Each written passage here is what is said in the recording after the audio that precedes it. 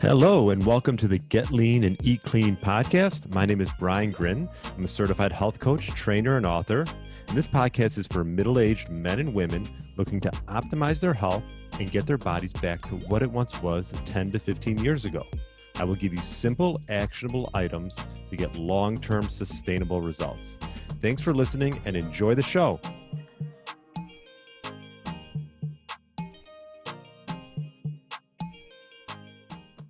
All right, welcome to the Get Lean, Eat Clean podcast. My name is Brian Grin. I hope you had a great weekend, and hopefully you listened to my interview with Dr. Joy Kong, episode 220. We talked all about anti-aging and stem cell therapy. You know, what are the costs? What are the benefits? Who's it for? So definitely check out my interview with Dr. Kong. Really enjoy that. And today on the Micro podcast, I was thinking about some important supplements and vitamins and minerals that, you know, sort of move the needle, the things that keep coming up. And one of them was magnesium. Last year I had Barton Scott on. He is the CEO of Upgraded Formulas, ended up doing a hair mineral test and learning all about, if I have acceptable or unacceptable levels of, anything from all heavy metals to electrolytes, sodium, potassium, magnesium. And, normal blood tests really don't measure magnesium. So I thought it'd be important to bring it up because it is vital, and it has about over 300 functions that it can help affect in the body.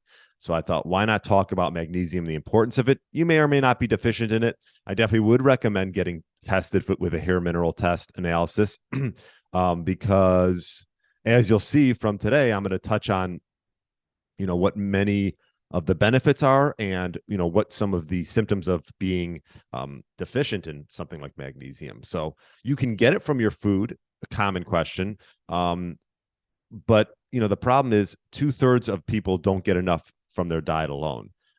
It's mainly in leafy green vegetables, legumes, nuts, seeds. Those are natural ways to get magnesium. And actually, magnesium is the fourth most abundant mineral in your body. So it plays a critical role in heart functions, such as energy production, blood pressure regulation, nerve signal transmission, and muscle contraction. So too little magnesium, and it can lead to type 2 diabetes, heart disease, mood disorders, migraines. It can occur in people who have kidney disease, type 2 diabetes, alcoholism as well. Symptoms of magnesium deficiency could be loss of appetite, could be nausea, vomiting, fatigue, weakness, muscle cramps, seizures, personality changes. So it's important to note these symptoms. I mean, it could be an indication of other things, but again, these are some of the common symptoms when it comes to magnesium. Like I said, the best source of natural magnesium is leafy greens, spinach, kale, collards. Also, grains, nuts, and seeds are good sources, but you got to be careful because they have something called phytic acid, which can prevent the absorption of these minerals, such as magnesium. So, perhaps go with some sprouted nuts. I occasionally have sprouted nuts and seeds, which helps pull the phytic acid and improve digestion. That could be an option as well. So, also, too, the reason I think we're seeing a deficiency in magnesium across the board, what did I say? 2/3? Yeah, 2/3 don't get it from their diet alone. It's because of these modern farming techniques, which have depleted our soil, not only of magnesium, but a lot of other nutrients and minerals. So these modern farming techniques are depleting natural magnesium that's originally in the soil. So if you could find locally organic, locally sourced whole foods, that would be great as well. And also, if you do have a garden, which we actually have a little bit of a garden, it's like 10 feet long. You can search for, I didn't even know this, you can search for soil or supplements that add magnesium to your soil, which is really interesting. I'm going to touch on a few of the benefits. As I was researching, there's a lot of them. I'm just going to hit on maybe about 5 of the ones that stuck out to me. Like I mentioned before, it's involved in 300 biochemical reactions in your body. So it can help with regulate nerve and muscle function, blood pressure, blood glucose, oxidizing nutrients. It also has been shown effective in managing depression. There's one study, and I'll cite the studies in the show notes, where magnesium supplementation was found to be as effective as antidepressant medication in the management of depression. That's pretty big. If you can get away from taking some type of antidepressant medication and use magnesium, depending on the individual, it may work and help increase levels of serotonin, which is a neurotransmitter that's involved in mood regulation. Another benefit is it can help reduce anxiety symptoms. One study suggests that supplementing with magnesium may help reduce mild to moderate and chronic severe anxiety. Again, I'll leave all these studies in the show notes. There was another one which can help with energy production and muscle contraction. It's no surprising. I'm not surprised about this, that it could help improve exercise performance. And deficiency is linked to reduced exercise capacity and increased fatigue.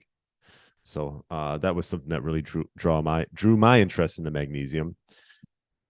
Another one is risk of cardiovascular disease. One study showed that magnesium supplementation was able to reduce the risk of stroke by 8%. There was another study that showed supplementing with magnesium could help reduce the risk of failure, including other cardiovascular related diseases. So help reduce the risk of heart failure. Lastly, the last benefit, and there are more, but I just want to touch on some of the ones that sort of grab my attention. You can definitely research more if you'd like. And I'll leave all the studies, like I said, in the show notes. But magnesium has been shown to help improve sleep quality. I think this is the one that a lot of people think of. And research suggests that magnesium supplementation can significantly improve sleep quality in people with insomnia. So if you're struggling with your sleep, magnesium supplementation might be a good option. Again, I would definitely test to make sure if you are deficient. You can't overdo magnesium, right? So you got to make sure you're taking the right amount. Recommended daily for magnesium for adults is 310 to 420 milligrams per day for men, and for women it's 265 to 345 magnesium mgs a day for women. So it sort of depends. Dosage depends on age, gender, health condition, but I think it's worth getting tested. As you know, if you listen to my podcast, I'm all about self-experimentation, but also about testing and seeing if if this is a route you want to go. There's plenty of foods that are rich in magnesium, but again, you still might be deficient because, like I said, could be soil. The modern farming techniques have taken a lot of the minerals and vitamins out of our soil. So that's why essentially a lot of people are becoming deficient, even if you think you're eating the correct foods. So that's it. The bottom line is I would definitely get tested. Actually, if you're watching on YouTube, this is my little hair mineral test that I got done last year, April of 2022. So definitely gives you a full rundown of anything from calcium, magnesium, sulfur, boron, zinc, copper, iron, if the heavy metals, if you're toxic in mercury, lead, and etc. So that's all I want to touch on today. Magnesium is definitely one of those supplements that stands out just because of the many roles that it plays in the body. And I hope this helps. Maybe perhaps this is something worth looking into. And I'll definitely put some links in the show notes. Make sure you're getting a quality magnesium. I should say this as well. There's a lot of junk on the market. A couple of sources that I like are, one, upgraded formulas, and two, I just did a podcast with Colin Stuckert, and Wild Foods has a magnesium supplement as well. So I'll put those in the show notes, and you can get them from there if you'd like. Hope you have a great rest of the day.